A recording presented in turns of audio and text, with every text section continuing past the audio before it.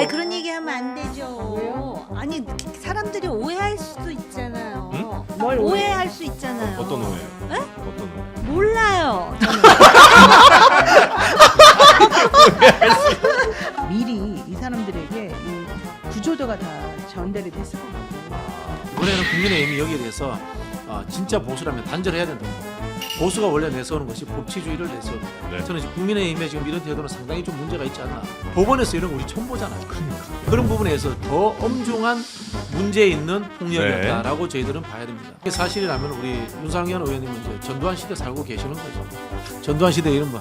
야 전화 한 통이면 다 뺄 수 있어. 뭐 이런 거 아닙니까? 얼마나 심심하겠어요. 여기 답답하고. 그러니까 바람도 쐴 겸 해가지고 저는 나가는 거다. 이게 오히려 보입니다. 모든 신경이 지금 다 살아있는 상태가 지금이 아닐까 대통령으로서. 아 그래요?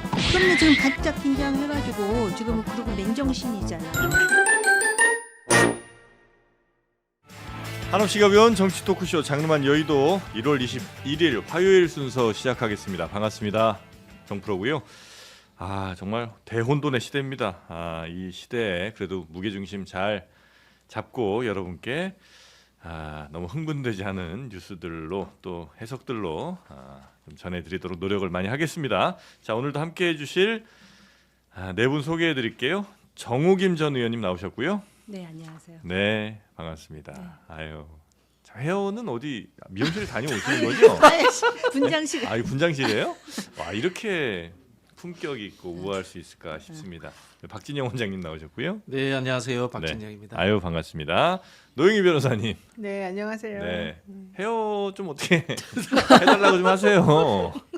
분장실이에요, 분장실. 네, 분장실을 좀 근데 해달라고 이분은 하세요. 분장실에 선생님. 오시기 전에요. 사실 이 상태였고. 자, 그리고 최은경 기자도 함께합니다. 네, 안녕하십니까. 네, 반갑습니다. 저도 분장실 다녀온 겁니다. 다 같은 분장실이에요? 네네네. 자, 그러면 오늘 뭐 웃으면서 시작은 했습니다만 심각한 상황들이 지금 계속 이어지고 있고요.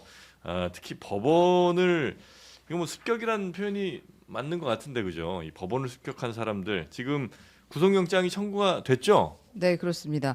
어제 그 서부지법과 헌법재판소에서 난동을 벌인 혐의로 체포된 90명 중에 66명에 대해 구속영장을 경찰에 신청을 했고요. 네. 그리고 일부는 영장실질심사를 하기도 했습니다. 근데 경찰은 차후 이제 휴대전화, 체증자료, 유튜브 동영상 분석 등을 통해서 다른 불법 행위자와 교사, 방조 행위자 등 끝까지 확인해서 엄벌에 처할 것이다라고 이야기를 했는데요. 네. 근데 이제 여기서 좀 재밌는 포인트가 있습니다. 네.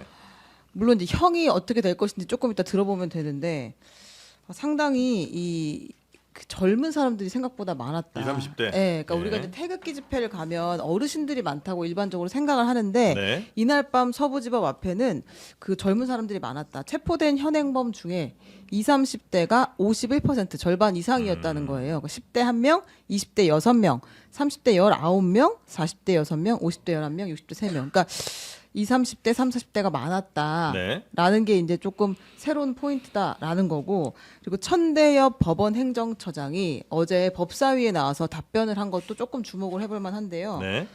그 긴급 현안 질의에서 이렇게 얘기했어요. 이 사람들이 7층에 있는 영장 판사실만 파손을 했다.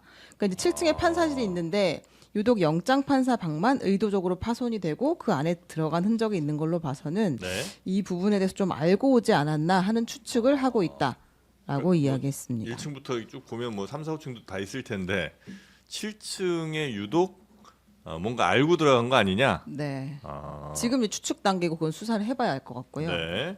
그럼 이제 예를 들어 그 사람들끼리 서로 뭐 주고받은 무슨 문자 메시지나 뭐 텔레그램 이런 것들에서 야 7층이라더라 뭐 이런 것들이 있으면 뭐 충분히 더 그런 의심을 더 강하게 해볼 만한 그런 상황이긴 하겠네요. 요 미리 알고 갔으면 이게 법적으로 더 뭐랄까 미리 계획하고 모의해서 습격을 했다 이런 거에 대한 좀 처벌의 양형에 좀 더 영향을 미칠 수도 있지 않나 하는 생각이 살짝 드는데 그건 어떻습니까? 우리 변호사님 입장에서 보신다면. 저한테 물어보시는 네. 거예요? 네. 저는 이거를 왜 소유죄 등으로 안 하는지 좀 이해가 안 가지만 어쨌든 경찰이 많이 다쳤다는 것 때문에 경찰에서는 특수공무집행 방해치상죄를 적용하는 것 같아요. 네. 그렇게 되면 이거 되게 세요. 근데 이것도 3년 이상의 징역형에 처하게 되어 있거든요. 그리고 한 하나만 한 게 아니고 여러 명에 대한 것을 지금 했고요. 더 네. 중요한 게 특수공무집행 방해치상이라고 하는 건 경찰에 대한 거는 이제 얘기를 하는 건데 이런 식으로 판사를 찾아다니면서 나와 이러면서 사실은 그 방을 부수고 그 네. 특정 인물을 거론하면서 위해를 가하려고 했던 거잖아요. 네. 여기에 대해서는 뭐 심한 사람들은 뭐 살인 미수까지도 생각해볼 수 있는 거 아니냐 뭐 이런 얘기까지 지금 사실은 해요. 근데 물론 살인할 생각까지는 없었겠지만 네.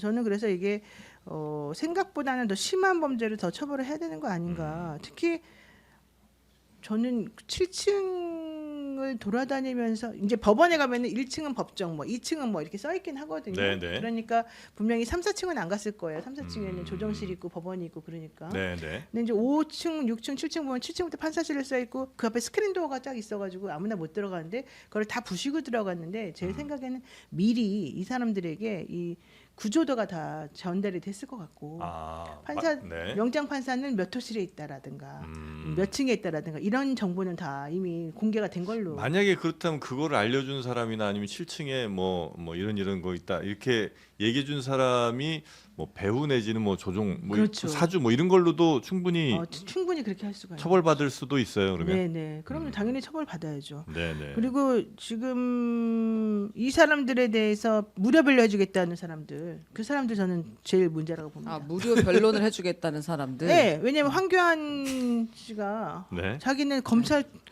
출신이잖아요. 법무부 네. 장관도 했고, 네. 대통령 권한 대행도 네, 했고, 전관 총리도 중에 했던, 전관이네요. 네. 그리고 대표도 했었지 않습니까? 이런 사람이 무료 변론 해주겠다고 나서면 네. 이들의 행위가 정당한 것처럼 사람들에게는 인식이 될 수밖에 없어요.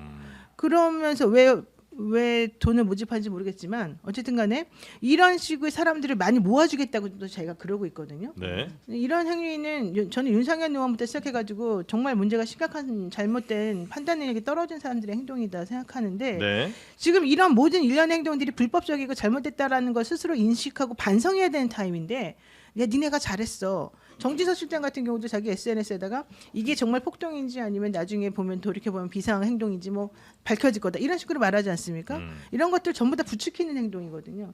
저는 그래서 그런 모든 것들에 대해서 전부 다 좀 엄중하게 법 집행이 돼야 된다고 생각합니다. 네. 하여튼 7층에 있는 판사실 유독 이제 영장 판사 뭐 여기를 좀 많이 노린 것 같은 그런 그렇죠. 상황인데 그 사법부에 대한 뭐 일종의 테러 같은 거로도 우리가 볼 수 있는 거 그렇게 아니겠습니까? 봐야 돼요. 지금 네. 법원 행정처장이 얘기한 것만 보면 재물손괴만 한 6억에서 8억 정도 됐다 그러고요. 그다음에 이 직원들이 그날 서부지방법원에 있던 직원들이 서부법원 네. 사람들만이 아니라 대법원하고 고등법원에서 파견 나간 사람들도 있었고요. 그 안에 계신 분들도 있었는데 이분들이 전부 다 트라우마가 지금 엄청 심하다는 네. 거예요. 이런 분들뿐만 아니라 헌재에서도 마찬가지였고. 근데 여기에 대해서 뭐 정치권 특히 이제 국민의힘에서 아주 명확한 입장을 보이는 걸 조금 두려워하는 것 같은 느낌도 살짝 좀 있습니다. 그 그- 전에 요거 하나만 짚고 네. 갈게요. 그 명확한 입장을 보여야 하는데 지금 이제 요 그 법원 폭동 사태 배경에 이 여권도 있는 거 아니냐는 의심이 있어요. 뭐라고 하냐면 국민 저항권 이야기를 하거든요. 요건 한번 들어보겠습니다. 국민 저항권이요. 네네. 주권자는 국민입니다. 그러면 그때 그 국민이 저항권을 발동할 수밖에 없어요. 저항권으로 해서 국회 해산.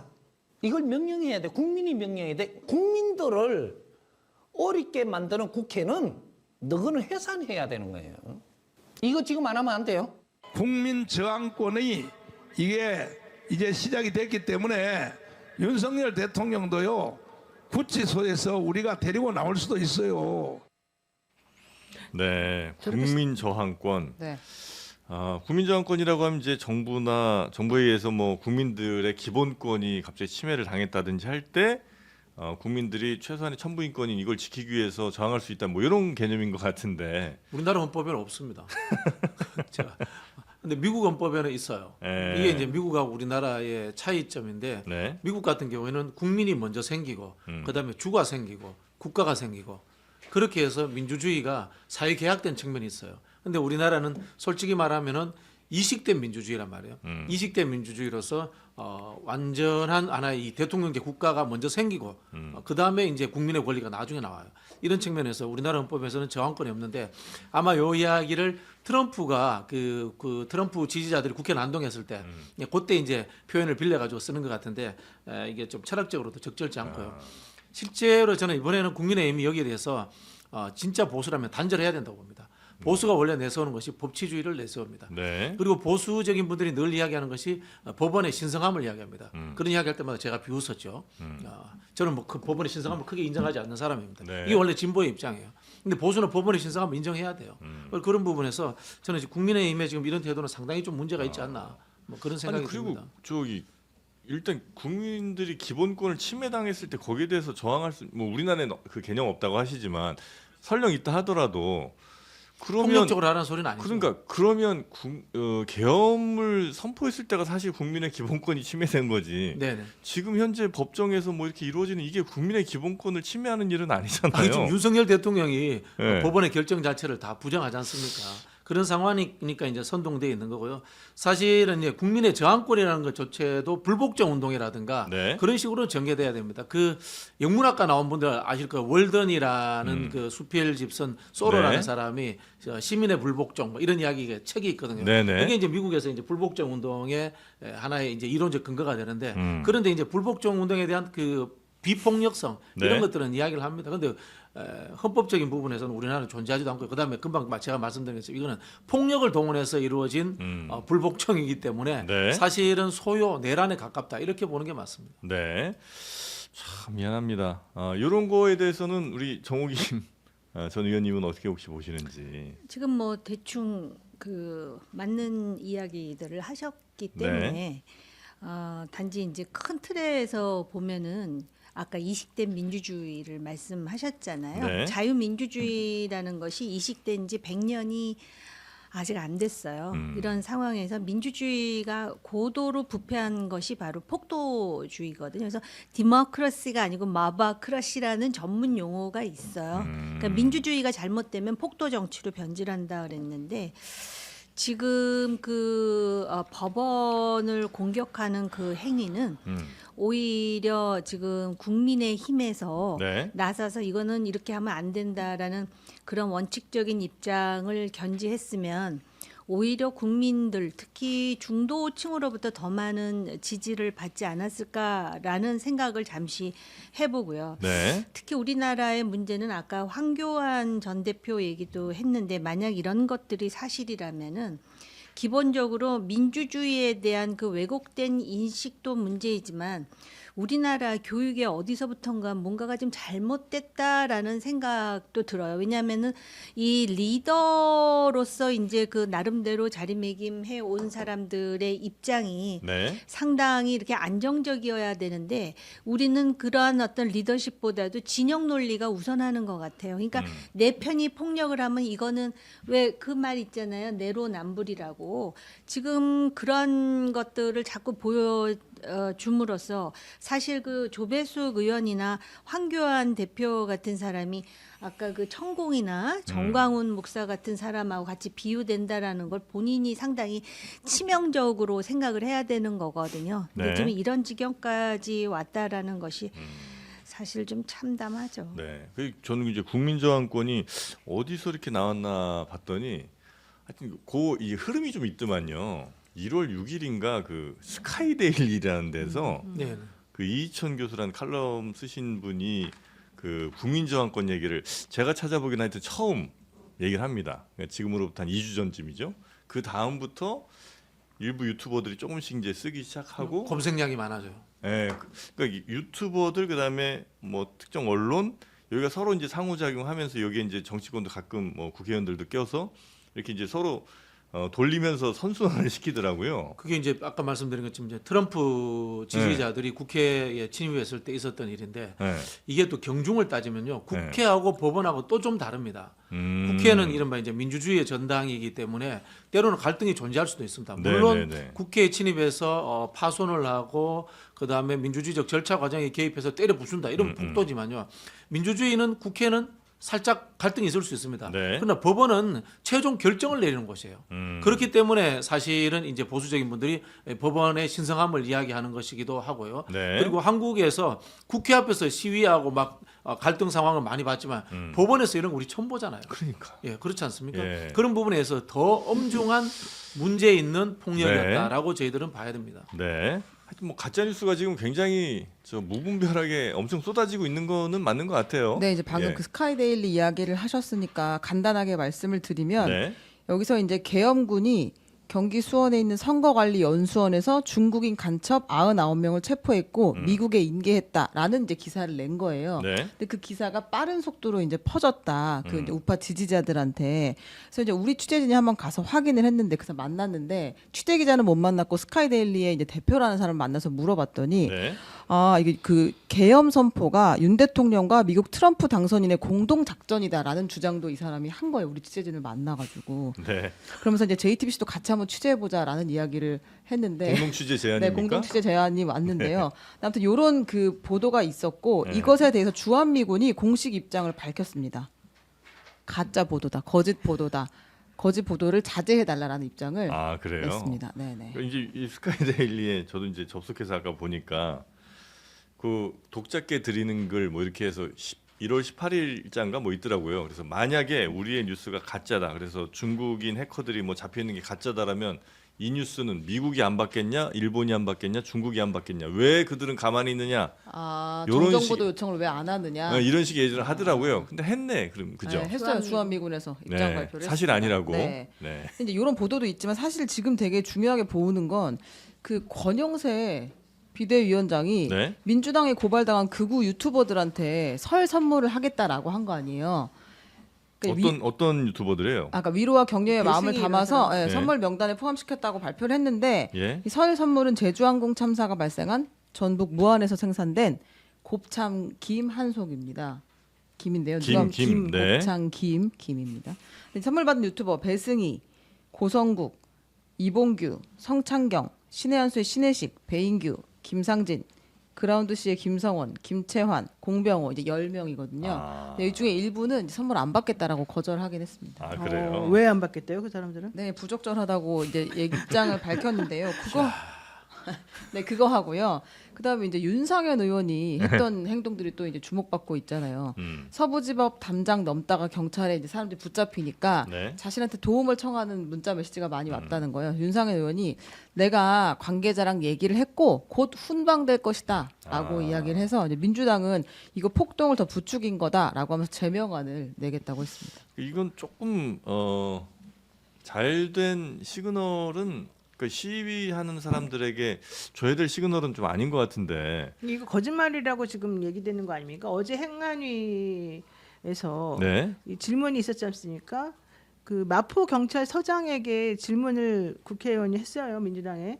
그랬더니 아, 나 아닌데요, 강남서장인 것 같은데요, 이렇게 말했어요. 네네. 그래서 강남서장은 거기 안 나와 있었기 때문에 강남서장이 여기 왜? 윤혜인 의원이 다시 물어봤어요. 기본소득 때 윤혜인 의원이 그 경찰청장 직무대행인 이호영 씨에게 물어봤는데, 그 사람은 강남 경찰서장이 맞고 강남 경찰서장하고 내가 통화를 해봤다. 그랬더니 모르는 번호로 전화가 와서 전화를 일단 받았는데 윤상현 의원이라고 하면서 뭐 잘 봐달라고 얘기를 하길래 적법 절차에 따라서 조치가 될 것이다 이렇게만 말을 했다. 그러니까 훈방된다 안 된다 이런 얘기는 한 적이 없다 이렇게 말했어요. 네. 그래서 그럼 누군가가 어쨌든 윤상현 의원이 거짓말했거나 강남 서장이 거짓말한 거니까 이 부분에 대해서는 확인을 해야 될 필요가 있는데 더 중요한 건 윤상현 의원이 만약에 거짓말했다면 정말 이거는 큰일 날 일입니다.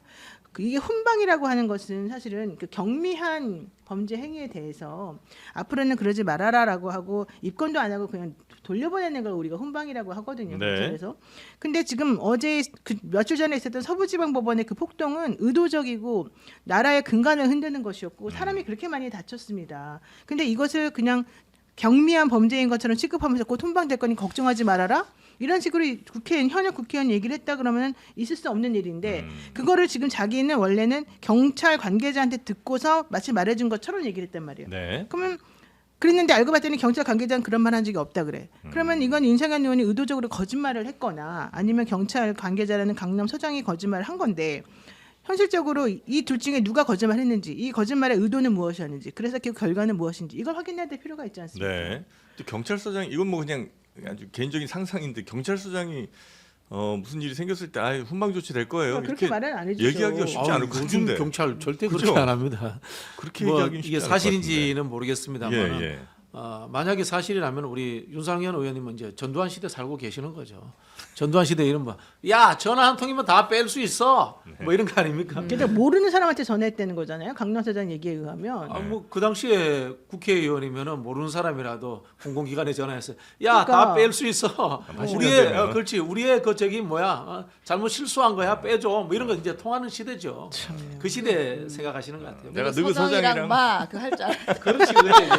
마 싸우라도 싸우라도 하고, 하고 네. 마 네. 이런 거. 다 했어. 다 했어. 왜 이렇게 잘 알아? 자, 하여튼 이 상황 지금 아니 권영세 위원장 네. 은 왜 이러는 거예요? 권영세 권영세 위원장 원래 이런 사람은 아니었어. 아니었어요. 기억을 하고요. 그리고 나름대로 자기는 굉장히 이렇게 공부하는 실제로 공부도 뭐 독일 통일에 대해서도 뭐 하고 그리고 나는 조금 그런 어떤 그 세속적인 정치판의 그런 문안 코드를 갖고 있는 사람은 아니야라는 걸로 그리고 굉장히 젠틀맨으로 의원들 그래요? 사이에서 점잖은 사람이에요. 네. 점잖은 사람인데 네. 원래 이렇게 어느 누구든 그 사람의 본질은 이런 위기 내지는 어려움에 처하는 상황에서 어떻게 대응하는가를 볼 때 이제 드러나게 돼 있죠. 드러날 수밖에 없는데 네. 이게 이제 조금 비판적으로 얘기를 하자면 네. 그렇게 그런 문화 코드를 가졌다라는 거는 그 당이 정치라는 게 뭐예요? 원래 정치라는 게 권력을 추구하는 것이고 권력이라는 욕구는 인간의 가장 밑바닥의 욕구예요. 결론으로 그래서 빨리 좀 가주시겠습니까? 예, 그 한마디로 그런 사람이 아니었다. 예, 네. 그러니까 권력 그런데 이제 그렇기 네. 때문에 네. 정치를 하다 보면 자기 손에 피를 묻히고 걸레를 만지는 경우가 참 많거든요. 예.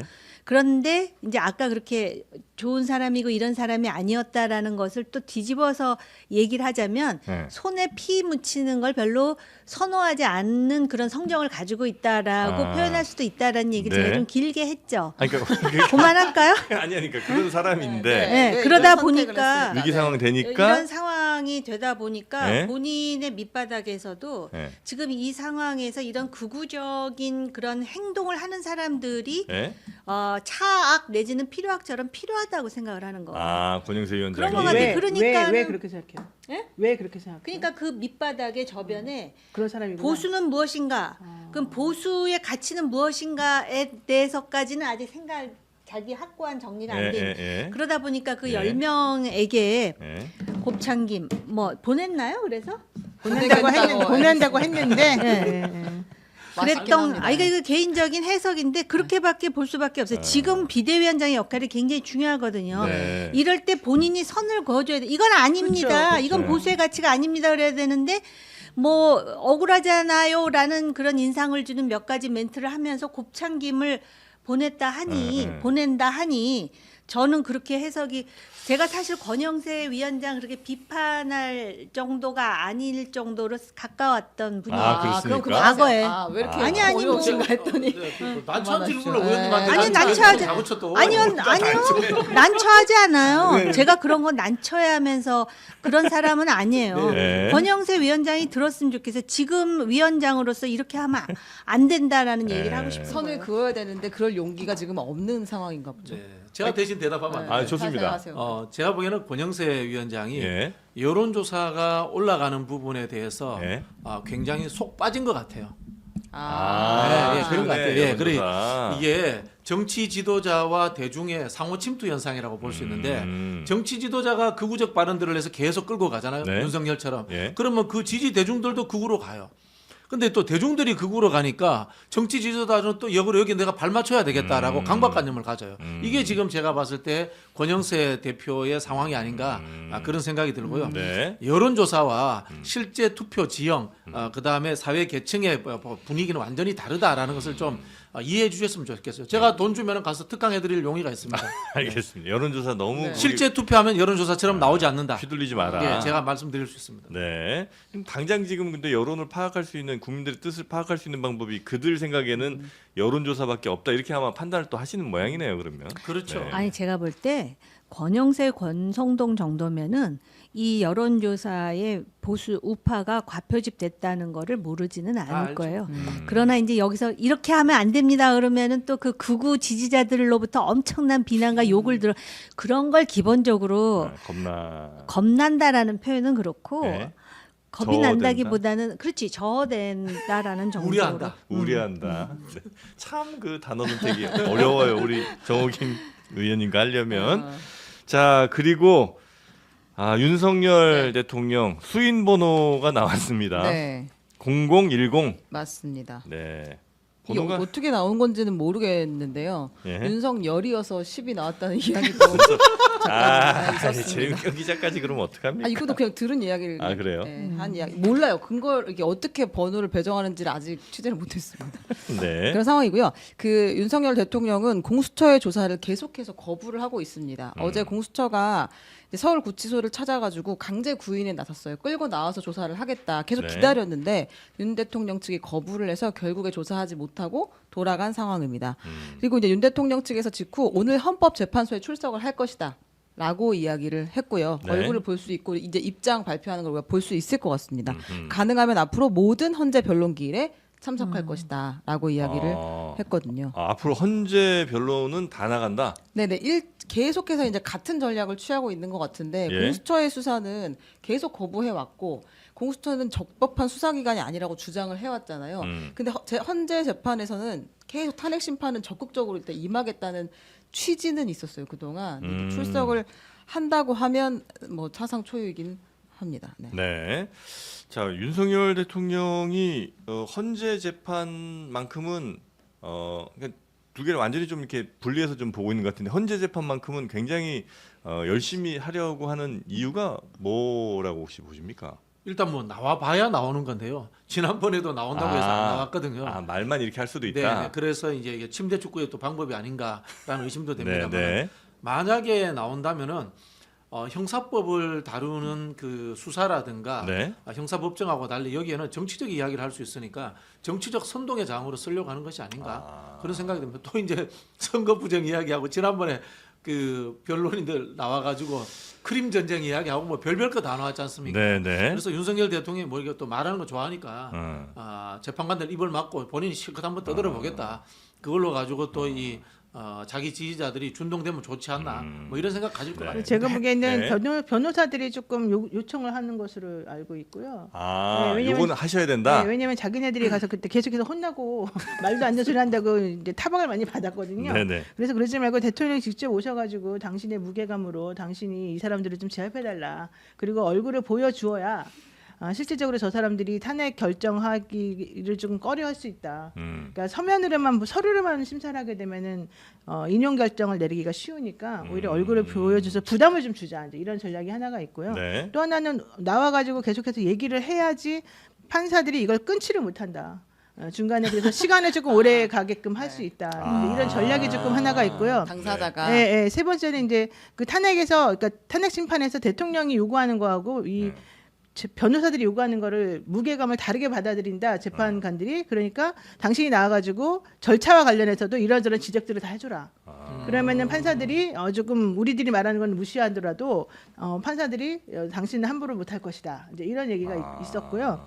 또 하나 이거 되게 중요한 부분이었어요. 그래요? 예, 왜냐하면 바로 앞에서 대통령이 아직은 정지가 안 돼. 현직이니까. 네, 현직인 사람이니까 파면이 안 된 사람이 앞에 나와가지고 자기한테만 얘기를 하게 되면 네. 사실은 좀 부담이 될 수도 있다. 부담되기 때문에 그런 건 이제 있고요. 또 하나는 본인이 이 탄핵 심판을 되게 중요하게 보죠. 왜냐하면 파면이 돼버리게 되면 그때부터는 일반인의 신분에서 그동안 감춰졌던 모든 범죄들이 이제는 다 드러나고 네. 이 사람과 관련된 모든 종류의 가십부터 시작해서 의혹되는 사례들, 특히 부인과 관련된 네. 그런 것들이 나오는데요. 특히 중요한 게 2월 달에 명태균 게이트 관련해 가지고 이 사실들이 나올 게 되게 많아요. 그럼 이 사람이 탄핵 심판에 임하게 되면 2월달에 지금 잡혀 있는 날짜들이 4개인가 5개인가 지금 되잖아요. 네. 2월 4일부터 시작해서 그 기간 동안에 명태균 게이트에서 나온 자기와 자기 부인에 대한 여러 가지 공적 관여라든지 뭐 별별 거 되게 문제가 될 만한 것들이 나오면 그게 여론에서 엄청나게 시끄럽게 작용을 할 거잖아요. 네. 그럼 이제 그런 것들 때문에 자기 이 현재 재판이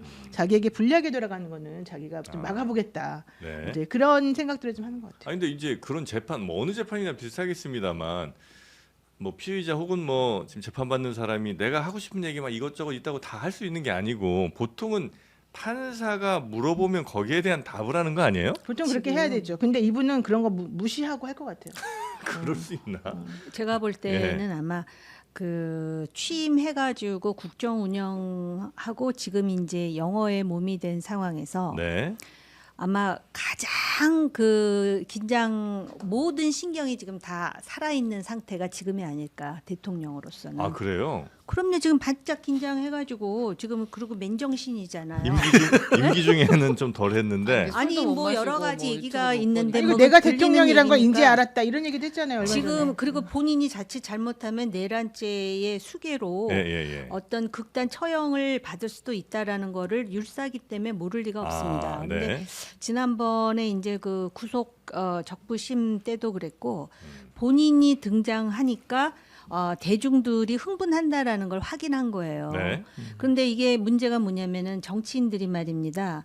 어디에 이렇게 마이크를 잡고 올라서면은 그 앞에 많은 군중들이 있으면은 네. 이게 나를 지지하는 전체 국민이라고 착각을 하거든요. 의원님도 사실 그러셨어요? 저요? 네.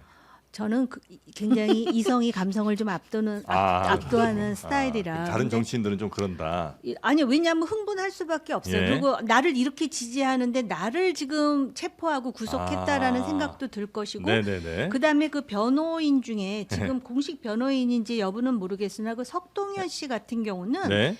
굉장히 그 자유통일당, 그러니까 반이라는 거는 반반자, 세미.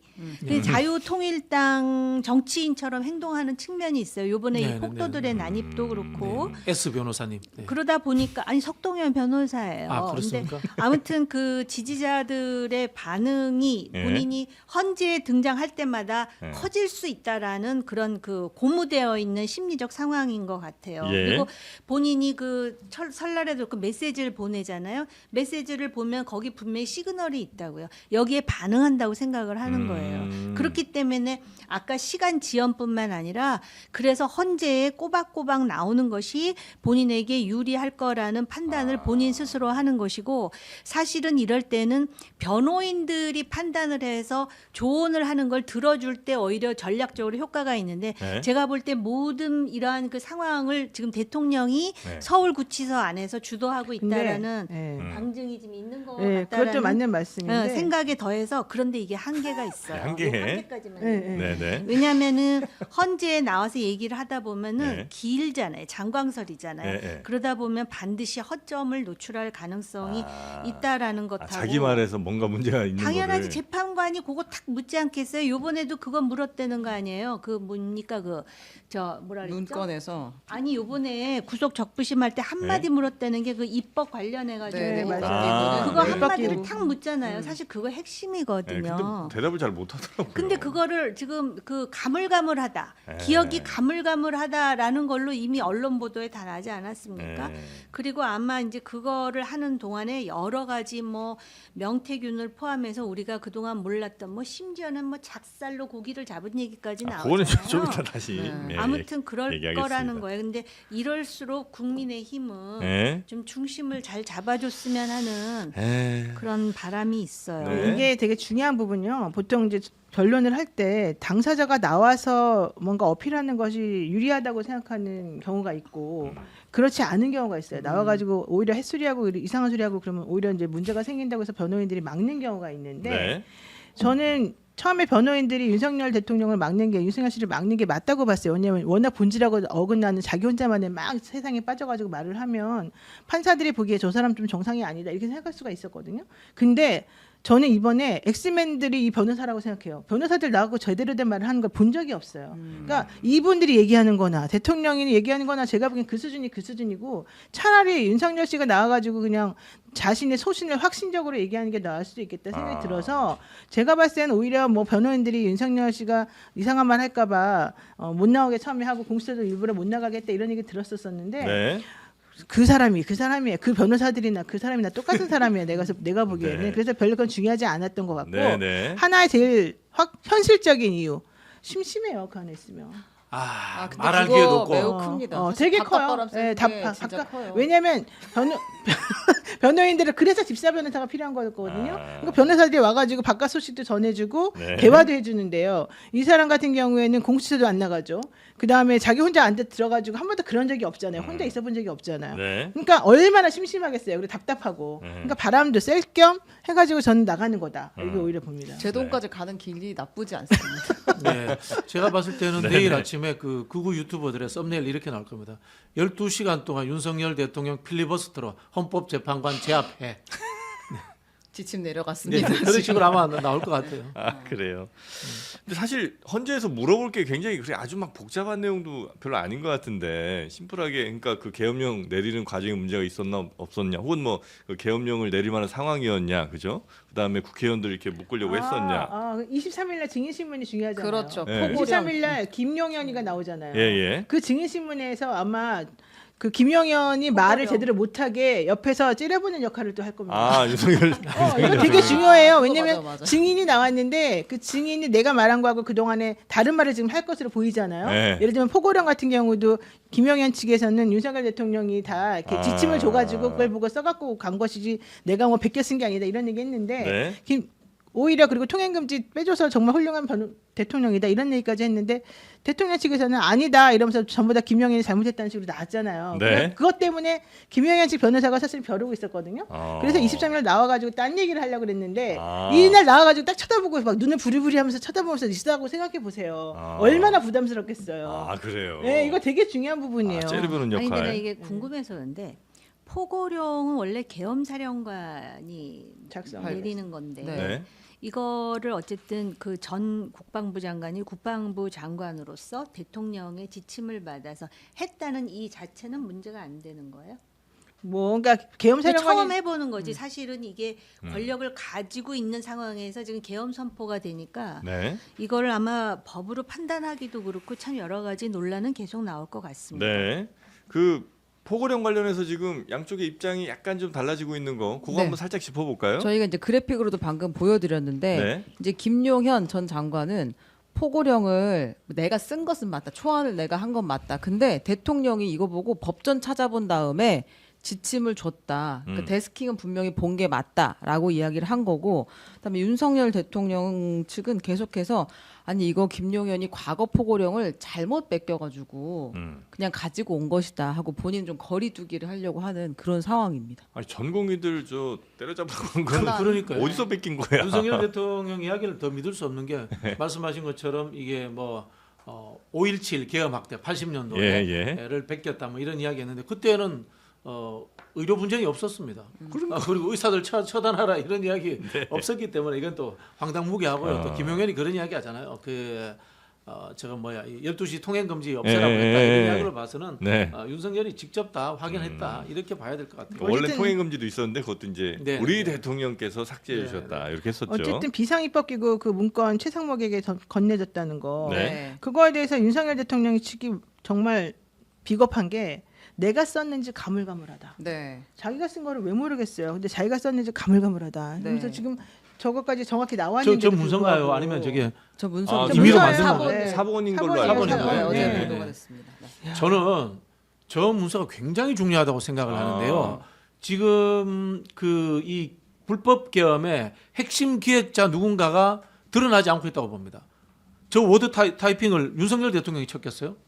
아니잖아요, 그죠? 그러면은 옆에서 누군가가 네. 저런 이야기들을 들어주고 최종적으로 정리해준 사람이 저는 분명히 있었을 거라고 봅니다. 어쨌든 전 내용이 매우 충격적입니다. 네. 그래서 다시 한번 저 내용을 보면은요. 네. 보세요. 예비비를 충분히 확보해라. 그다음에 국회에 관련한 모든 자금을 차단해라. 그러니까 국회를 완전히 마비시킨다는 거잖아요. 그리고 국가 비상 입법기구 관련 예산은 편성해라. 그러니까 완전히 새롭게 지금 예산을 자기 맘대로 돈을 가지고 네네. 장려하시겠다는 얘기인데 네. 저렇게 되면 완벽하게 국회를 좌지우지할 수가 있는 네네네. 거잖아요. 네. 저런 생각을 했다는 것 자체가 계엄 선포하면서 저렇게까지 치밀하게 저런 내용으로 돈을 한번 막아보자. 저는 이거 매우 끔찍한 거라고 지금 봅니다. 이제 저 그림 그린 사람이 누가 또 있는 것 같다는 말씀 아마 박진영 그 본장님이 국부의 해주신 거고. 이야기를 알려면 일단 옛날 사람이어야 되고요. 예. 그다음에 정치 역사 이런 거에 대해서 좀 아는 사람이어야 돼요. 어. 제가 봤을 때 그 기재부 장관은 저거 받아봤을 때 국보이가 뭐야? 뭐 입법기구가 뭐야? 이렇게 생각했을 거예요. 의심 가는 사람이 누구 있으세요? 저는 대통령실 내에 있는 사람이라고 생각합니다. 대통령실 내. 지금 보면요 총괄 기획을 뭐 노상원 씨, 김용현 씨 등 밖에서 한 것처럼 보이잖아요. 예. 그렇지 않습니다. 대통령 주위에서 예. 하다못해 문서 작업이라도 최종 회의 자료라도 만들어주는 사람이 있고요.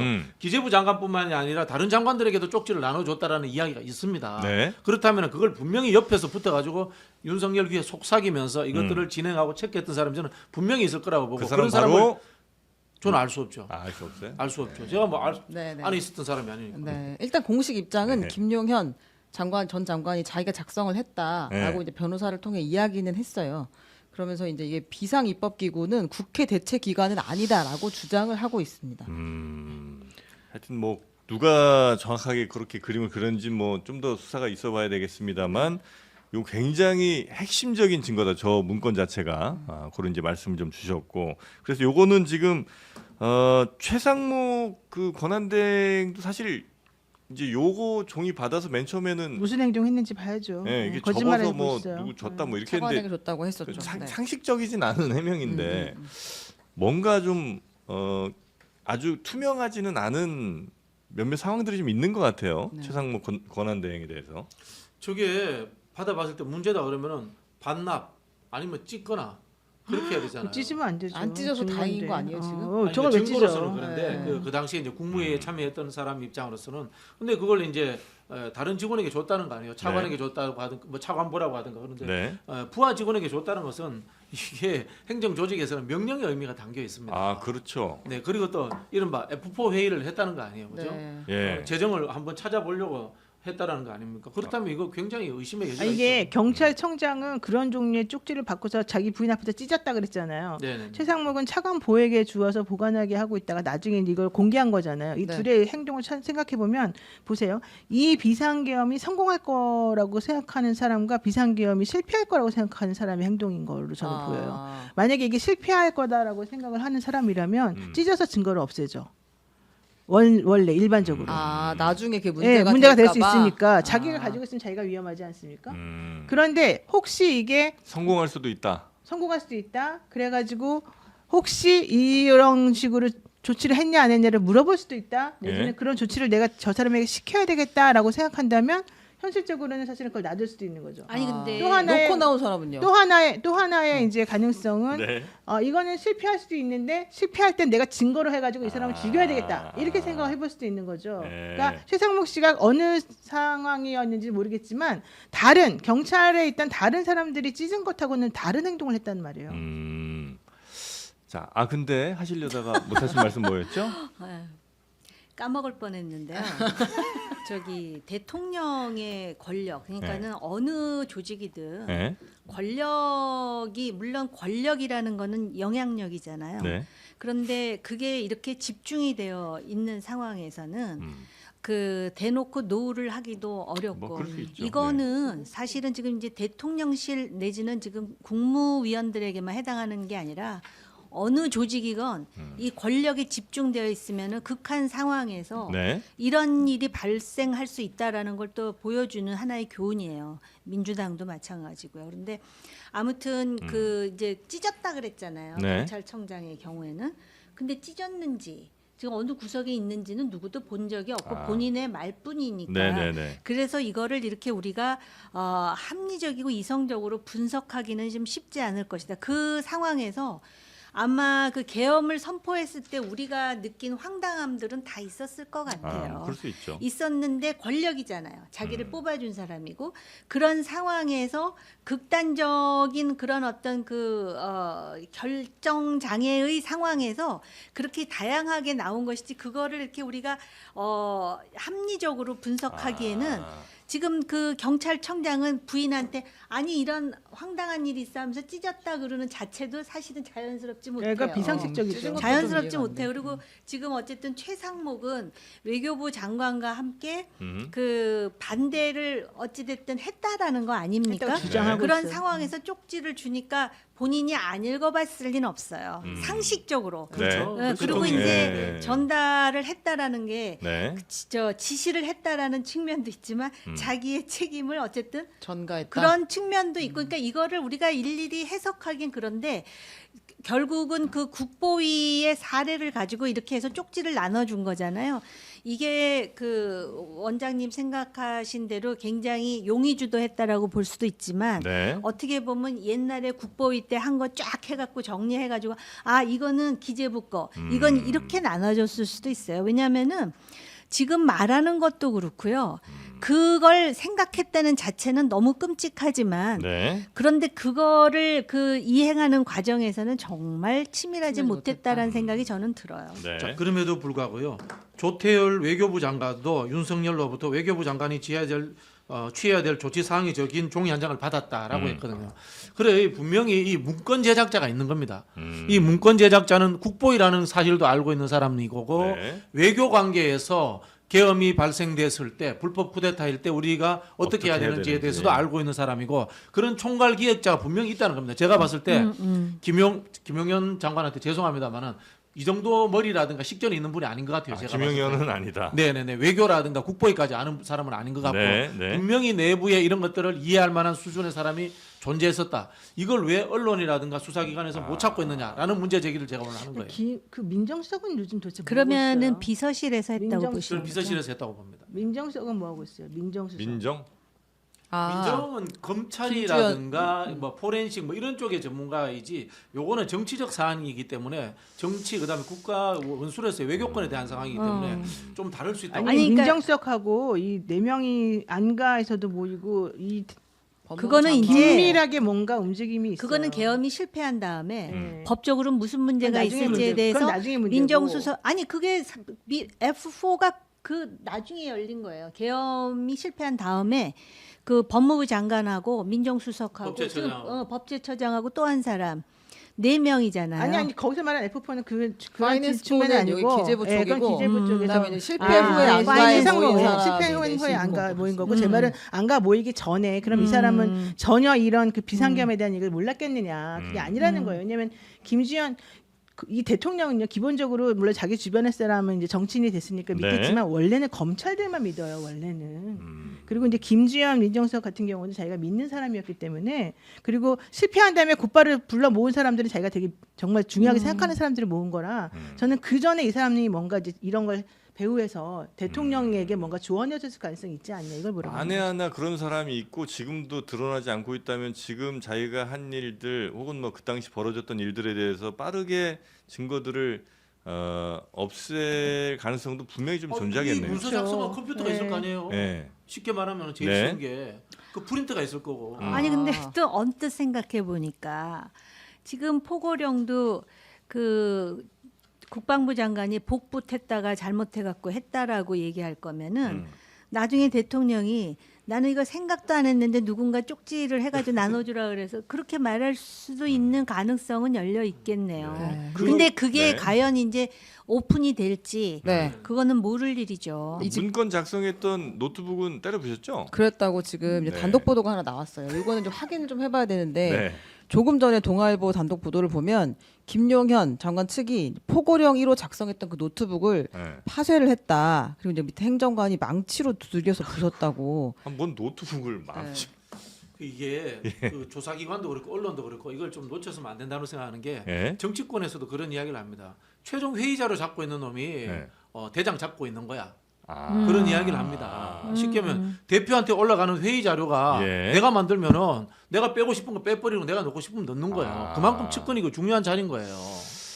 그 사람 빨리 제가 잡아야 볼 되네. 때는 네. 김용인이 했을 수도 있다니까. 가능성이 국보위 있죠. 거잖아요. 네. 국보위가 했던 거 옛날 거 레코드를 네네. 보면 거기서 국보위가 당시 외교부에 뭘 시키고 다 나온다니까. 그대로 해서 쪽지 하나씩 만들어서 나눠줬을 수도 있어요. 근데 이럴 때 약간 아득한 생각이 드는데 진짜 노트북을 정말 시켜가지고 부쉈단 말이에요? 아니 그러니까. 물리적으로 복구할 수 없게 만들겠다는 지금 취지인 거잖아요. 네.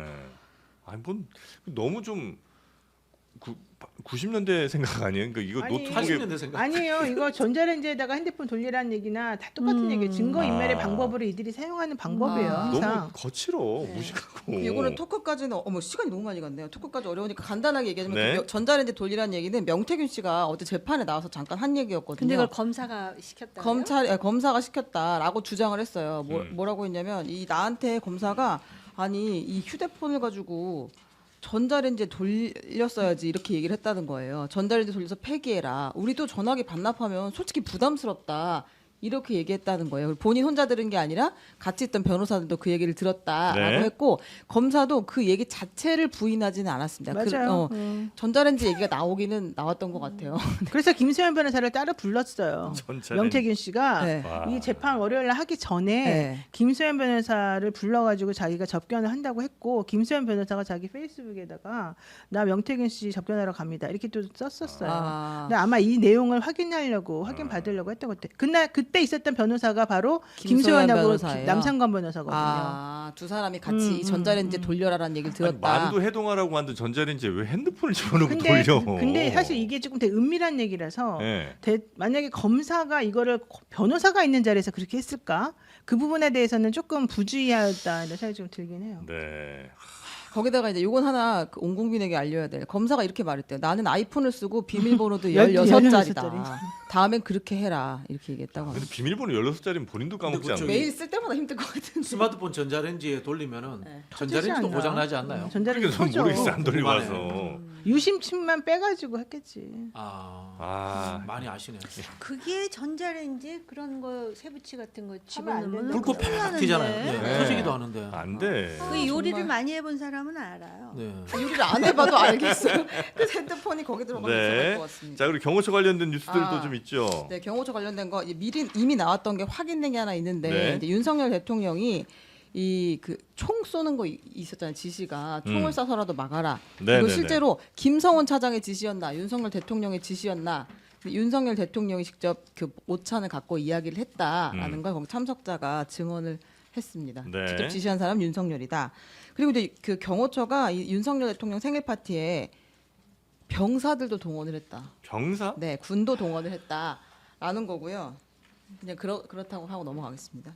그리고 이제 그 박지원 의원의 이제 주장인데 또 제보를 받았다고 주장을 네. 했는데 그 이제 김건희 여사가 회는 작살로 잡은 게 피가 빠지니까 맛있다라고 했더니 이제 김성훈 차장이 실제로 그 화롯집에 가서 생선을 사가지고 가두리에 가두고 바다에서 작살로 잡는 거를 찍어가지고 보여줬다라는 이야기도 이제 있었습니다. 동영상으로 찍어서 네네. 아니 그러니까 피를 빼고. 작살로 잡는 게 맛있다더라 하니까 화로 횟집 가서 네. 저 광어랑 이거 2마리 주세요 해갖고 사서 네. 그거를 가두리에다 놓고 네. 작살로 찍는 거를 네. 사진을 찍어서 네. 다시 보내드렸다고요? 예. 아니 먹였다는 거 먹었다는 거 아니에요? 먹었는지까지는 다시 모르겠습니다. 네. 찍어서 보내주면서 회를 떠가지고 이게 그 고기입니다. 이랬다는. 회는 이거 숙성인데요. 네. 가짜 설정인데? 네? 아니 실제로 들어가서 잡아야지. 그 사가지고 와가지고 찍어서 잡으면 가짜 설정이지. 작살로 하면 네. 네, 그러니까 피가 빠져서 맛있대요. 아니 근데 모든 회는 다 피를 뽑습니다. 예. 빠져야 먹습니다. 모든 회는 칼로 찌르더라도 다 피를 아니, 뽑습니다. 네. 전국의 횟집에 작살들이 다 작살나게 생겼어요. 이제. 근데 일단 작살을 잡는 게 맛있어요? 난 그게 너무 웃음스러운데. 회는 숙성회가 진짜 그러니까 맛있습니다. 아니, 이건 말도 안 되는 소리를 이게 그냥 하는 숙성의 건데. 이야기가 아니고 네. 화로회가 네. 자연산이냐 양식이냐 하는 거예요. 작살로 잡았다는 것은 자연산이란 뜻이야. 근데 이 사람은 수족관에서 사다 와가지고 저기 뭐야 그러니까 작살로 찍었으니까 양식을 사가지고 와가지고 자연산인 것처럼 작살로 찍었다라고 이렇게 아니, 주장을 그래서 해요. 자연산이다. 그 원산지 표기를 제대로 안 한 거야 지금. 그 다음 얘기가 네. 그 작살로 잡은 고기를 보더니 김건희 여사가 경호처 멋있다 뭐 네, 그랬다까지 역시 우리 나오잖아요. 경호처는 멋있다. 근데 이거는 지금 회의 문제가 아니라 이런 식으로 이제 앞으로 그 알려지지 않은 그리고 실제로 재판이라든지 정치적 이슈와 상관없는 오로지 이제 대통령이라든지 그 부인의 이미지가 더 부정적으로 추락될 수 있는 그러한 비화들을 이제는 말할 수 있다라고 계속 내놓을 앞으로 거라는 쭉 나올 것이죠. 거죠? 그러니까 예. 이게 과연 뭐 바람직한지 여부를 떠나서 네. 이런 부분을 아마 대통령 측은 고려하지 않을 수 없을 거라는 네. 생각도 들어요. 아, 근데 이런 경호처에서 이런 행동을 하는 거는 일반적이지가 않고 뭐 둘이 이제 연애하는 것처럼 그렇지 않습니까? 저희- 부적절합니다. 지난번에 부적절합니다. 그 차, 걱정했는데. 네. 생일성 그런 얘기하면 안 돼요. 네. 아니 뭐 일단 왜냐면 생일이라고 해서 차 트렁크를 막 열어가지고 그 이벤트 해준 것도 그렇고. 아니 그런 얘기하면 안 되죠. 왜요? 아니 사람들이 오해할 수도 있잖아요. 뭘 오해할 수 있잖아요. 어떤 오해요? 어떤 오해요? 몰라요. 저는.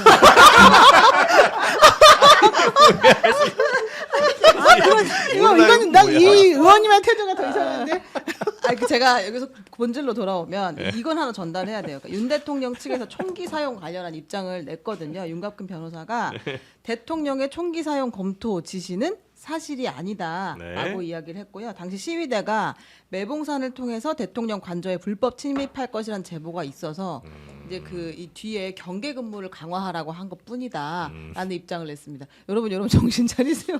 방송 이제 없었습니다. 자꾸 우리가 해프닝이라든가 가십성 이야기를 하시니까 네, 네, 네, 네. 조금 이게- 제가 진지하게 돌아가 그래 봐줬습니다. 가십이 하면 안 돼. 이게 뭔가 하면요 증거가 없을 거예요. 그렇죠. 대신 증언은 계속해서 나올 거예요. 그게 문제. 그 증언의 이 증거 능력에 대해서 우리가 어떻게 판단해야 될 것인가로 접근해야 네, 될 네, 거죠. 네. 왜냐하면요.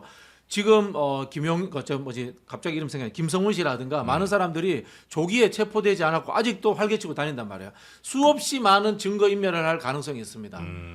이 핸드폰을 없앤다거나 아니. 또는 뭐 문서를 네, 네, 없앤다거나 그렇죠, 그러나 이야기는 수많은 사람이 들었을 거란 말이에요. 경호처 직원이 수백 명이란 말이에요. 네. 그 증언의 능력이 어느 정도로 아니, 그래서- 인정될지 요거는 좀 변호사님 이야기해 주세요. 정말 위험한. 그래서 제가 정말 이해할 수 없는 게 검찰이 왜 김성훈과 김신과 이런 사람들이 핸드폰도 안 가지고 오고 일부러 그 증거들을 제출하지 않으려고 하고 있는 상황에서 왜 체포영장까지 나온 사람을 다시 돌려보냈냐. 게다가 그렇죠. 왜 경찰이 구속영장 청구해달라고 하는 영장을 반려시켰냐.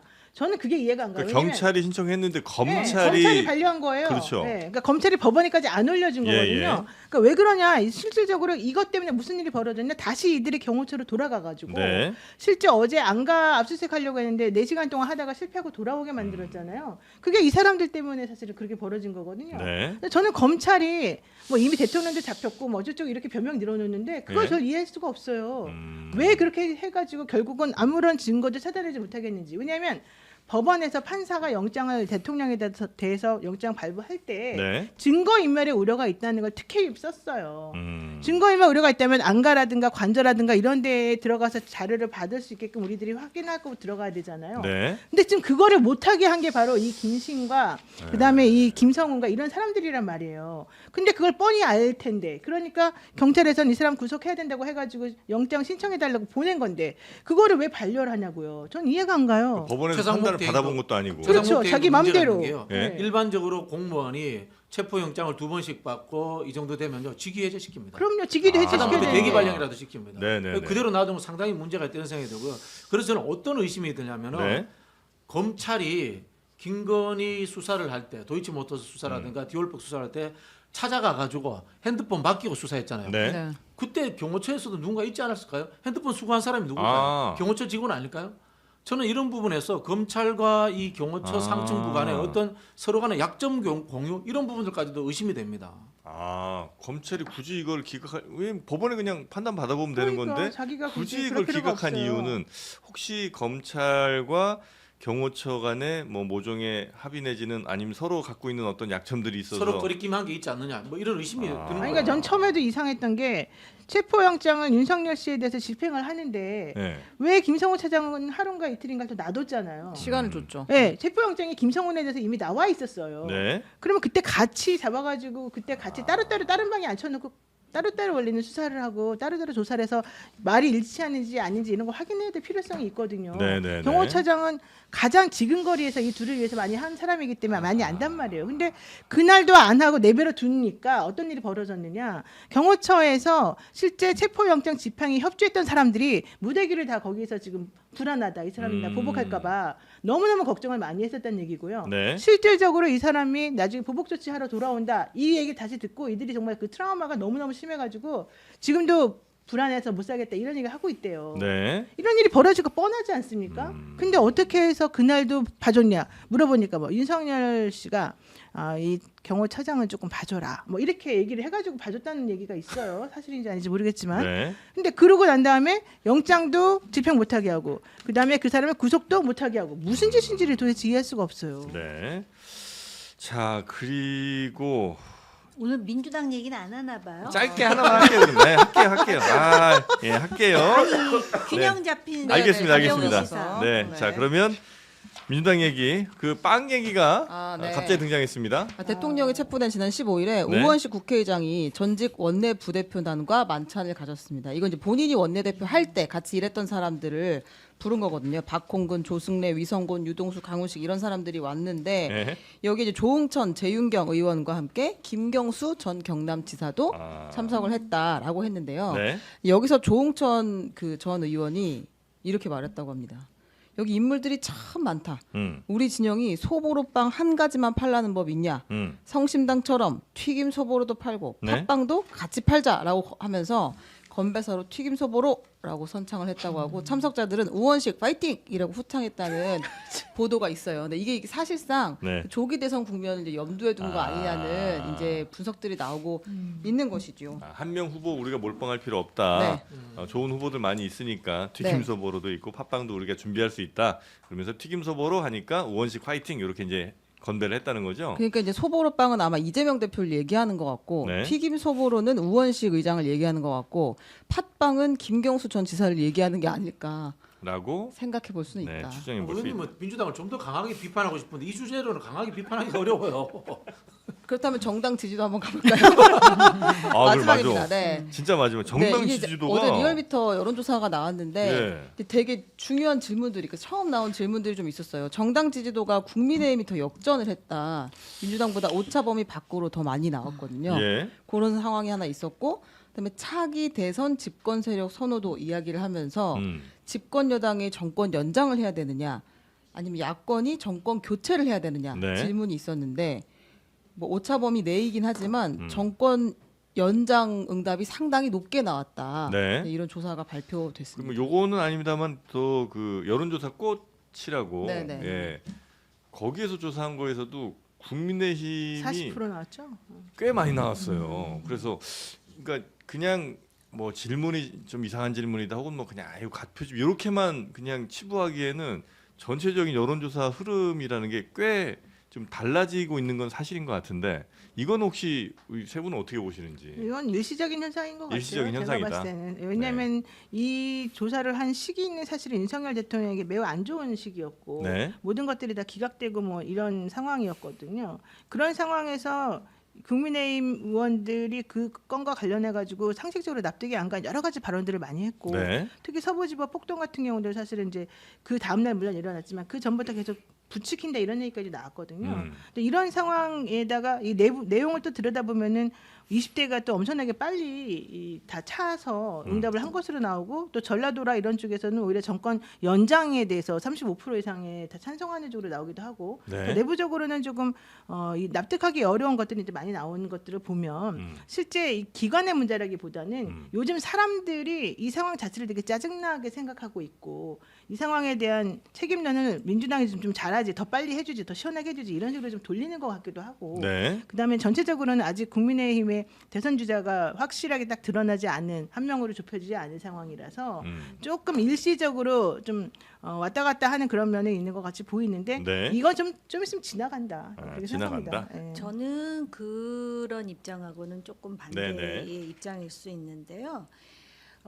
지금 과표집된 측면도 있어요. 네. 그 어떤 여론조사 기관의 경우를 보면은 그럼에도 불구하고 민주당이 지금 완전히 지금 어떤 함정 같은데 이렇게 교착되어 있는 상황이에요. 이거는 민주당의 성찰이 필요한 부분이고요. 네. 냉철하게 보면 시원하게 못해서가 아니라 너무 시원하게 마치도 그 휘두르듯 그래서 어저께 민주당의 그 원로들이 그런 말도 했다라는 거 아니에요? 점령군처럼 행동하지 말라.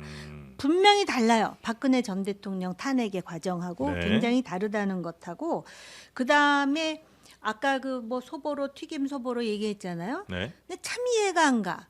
튀김 소보로나 팥빵 내놓으면 당장 팔릴 텐데도 불구하고 꼭 소보로여야 된다라고 생각하는 게 바로 아까 우리가 윤석열 대통령의 어떤 그 의사결정의 그런 어떤 완고함하고 경직성하고 비민주성을 우리가 얘기했잖아요. 네. 여기도 그게 있는 거예요. 근데 지금 말들을 안 해서 그렇지 그 아주 그 전형적인 민주당 지지자 빼고는 그 문제의식을 다 가지고 있어요. 그래서 사실은 윤석열 여기서 정리되는데 이재명도 내야 되는 거 아니야라고 생각하는 사람들이 말을 안 할 뿐이지 그 있는 거예요. 사람들이 더 정확해요. 저도 기회를 줍니까? 그럼요. 저 빵 이야기를 좀 할게요. 빵입니다. 저는 튀김 소보를 크게 좋아하지 않습니다. 그래요? 특정 지역에 있는 특정 빵만 이야기하시는데 저는 군산에 빵집 이름 이야기하지 않습니다. 이성당. 네, 군산의 사라다빵 그게 훨씬 건강에도 좋고 맛있다라는 말씀을 드리고 싶고요. 성심당 왜요? 저 대전이에요. 그또 지역적 특색 이야기하시네. 사투리까지 써가면서 사시는데 이성당 사라다빵도 맛있다라는 맛있다는 말씀을 드리고 거. 싶고요. 네. 저는 우원식 의장님을 굉장히 존경하고 이번에 일처리 아주 잘하셨다고 봅니다. 네. 그러나 이 상권 분립 국가에서 국회의장도 국가의 어른입니다. 국회의장은 대통령보다 낮은 사람이 아닙니다. 범주가 다른 영역의 네네네. 헌법기관에서 존재하시는 분이기 때문에 국회의장을 하신 분이 대통령직에 도전한다라는 것은 굉장히 적절치 않다라고 생각을 하고 이거는 정치적 관례로서 앞으로는 좀 없었으면 좋겠다. 이 말씀 그러니까 예를 드리고 들어 싶습니다. 대통령 한 사람이 갑자기 국회의장 도전하기 이건 말이도 안 되듯이 그렇죠. 국회의장 도전한 사람 그러니까 했던 사람이 대통령 도전하는 것도 역시 좀 말이 안 된다. 대법원장 하다가 대통령 도전 안 하잖아요. 아니 저도 그 그리고- 생각했는데 그 당에서 먼저 총리하다가 국회의장 하다 총리한 사람 네, 누구라고 이제- 내가 말을 안 하겠지만 있었잖아요. 그분도 제가 굉장히 존경하고 개인적으로 친합니다만은 그리고 적절치는 않았다고 봅니다. 그날 모임이 윤석열 씨 체포된 날이었어요. 그런데 여기에 대해서 조응천 의원이 사실 이제 민주당도 아니잖아요. 근데 이제 예전에 있었던 그 인연 때문에 와가지고 이런 네. 발언을 먼저 시작을 해가지고 꺼낸 거였었거든요. 그러니까 사람들이 전부 다 좀 불편해했다라는 얘기가 사실은 네. 있어요. 근데 조응천 의원이 왜 그런 말을 꺼냈는지는 뭐 우리가 미루어 짐작이 가능한 건데 지금 그런 거는 그냥 심각하게 받아들이거나 뭐 그럴 어떤 필요 대안으로 없다? 생각하는 이런 건 아닌 것 같아요. 네. 여기까지 하시나요? 더 한마디 더 더 하세요. 아니요, 저는 다 했어요. 다 한 거 알려주시는 거예요 지금. 아니 네. 끝나시는 건가요? 네. 소보루빵 좀 안 보내나? 이쪽 장르만 여의도로. 누가 보냅니까 지금? 아니 그럼 저기 사라다빵이라도. 아, 그때는 샐러드빵이라고 안 하고 사라다빵이라고 아니, 해야지 여기 사라다, 느낌이 사라다. 살아. 맞습니다. 장르만 여의도 모래 가시면 이마시아 떡이 있습니다. 네, 그거 한번 저희가 다음에 네. 준비해드리도록 하겠습니다. 자, 오늘도 좀 어려운 이야기 그래도 가볍게 잘 풀어주신 세 분께 다시 한번 깊은 감사 말씀드리고요. 다음 주에 뵙도록 하겠습니다. 고맙습니다. 감사합니다. 고맙습니다.